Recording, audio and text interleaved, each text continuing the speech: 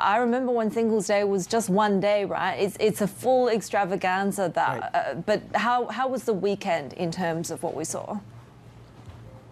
Well, there were plenty of promotions. There were plenty of advertisements everywhere in the subway systems across the city for Singles Day on November 11th, which is Saturday. As you rightfully said, it's usually held on a single day, but now it's been stretched out over roughly a 30-day period. So that's one of the reasons why the big platforms, Alibaba is actually the instigator of Singles Day, but other companies like the rival JD.com, Pinduoduo, and others also have simultaneous sales. And really slashing prices this year over the course, as you can see, the dates here. So they don't give the total figures for Saturday.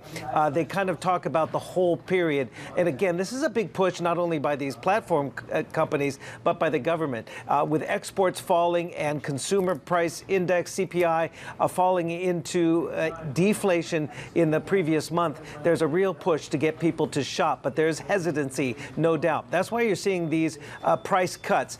Basically, Alibaba's Taobao and Tmall, two of its main shopping platforms, saying direct discount value that offered a 15% price cut reached 210 million orders during the whole sales period, genuinely for the first couple of weeks of November, and that more than 400 brands this year exceeded 100 million in earnings.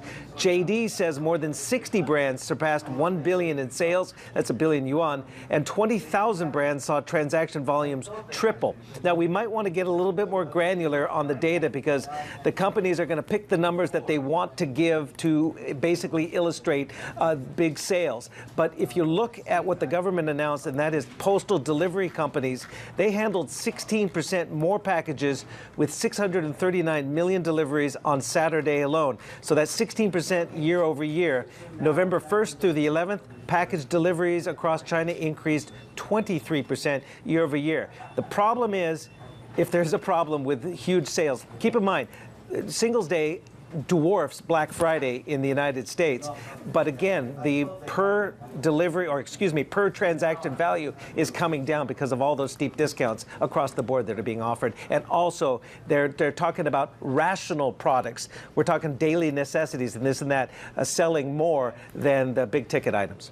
Well, that's just it, Steve. I mean, these margin pressures are going to be felt, right, across Alibaba, JD.com, and the other massive retailers. Do we know what kind of pressures these margins will come under following these discounts?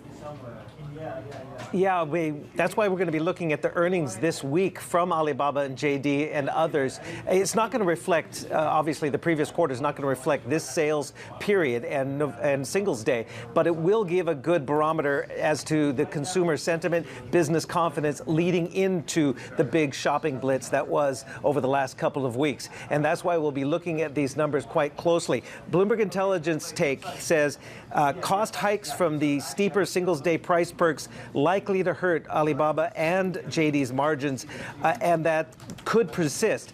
If that does persist, if business and consumer confidence continues to be weak.